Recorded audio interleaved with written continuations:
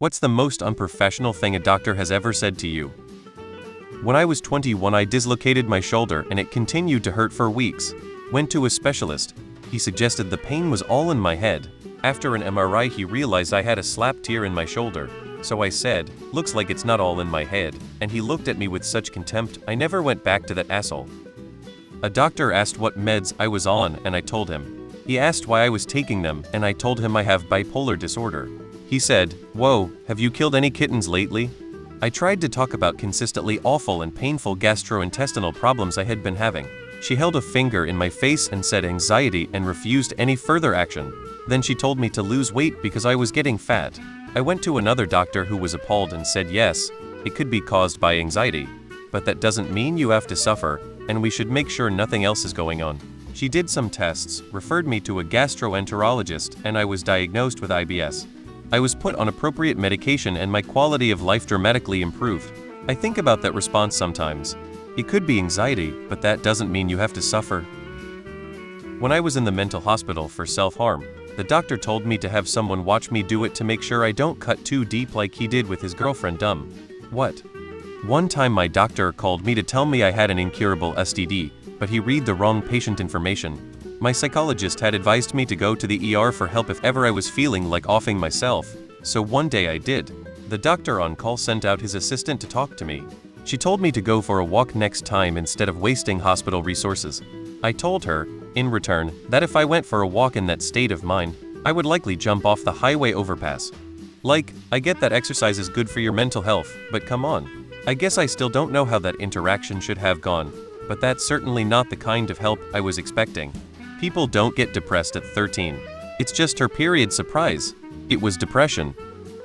Went to the doctor at 16 about my heavy periods and insane cramps. Was told at the time that endometriosis doesn't exist, that it's just bad cramps which is normal for girls my age.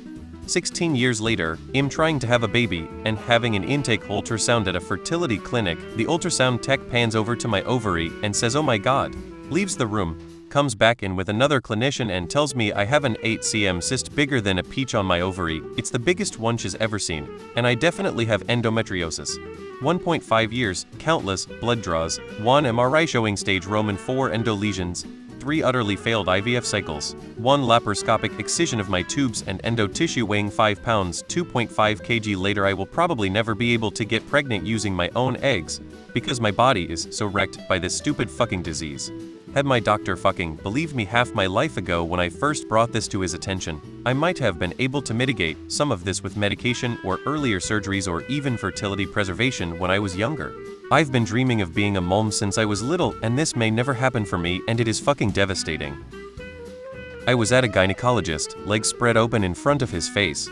The old fucker looks up at me and goes, "You're missing a bit of exercise, aren't you?"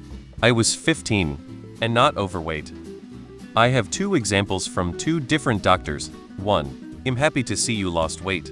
I bet you'll even be able to get a boyfriend now because it probably would have been hard for you before. Just make sure you keep it off. You want boys to be attracted to too, don't you?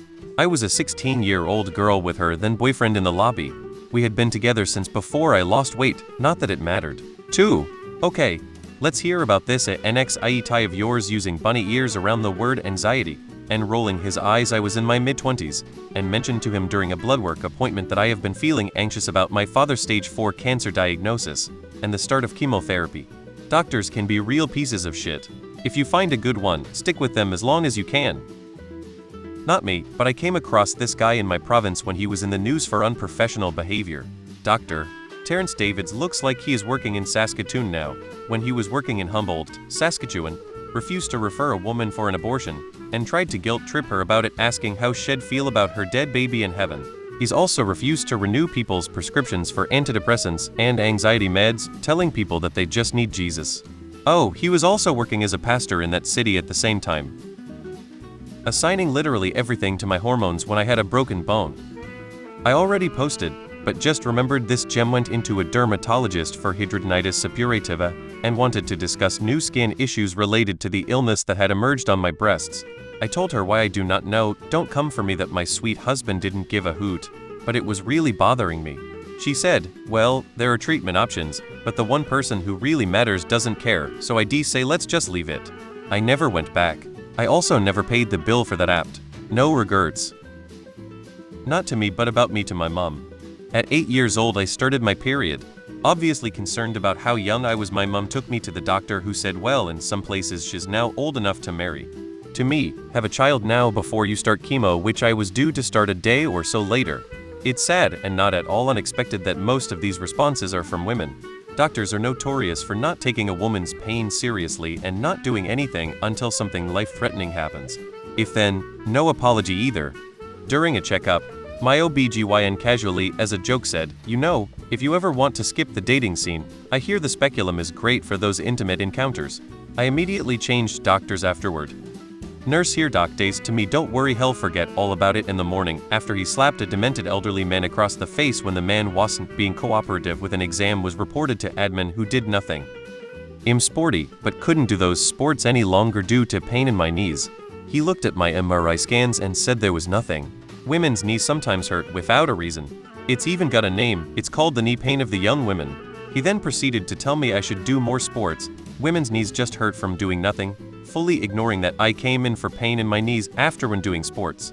A year later it's gotten worse. Another doctor and another MRI later, I'm waiting for surgery, as what was a little lesion before has turned into a larger, scarred lesion. And yet, this isn't nearly the worst thing doctors have said or done to me.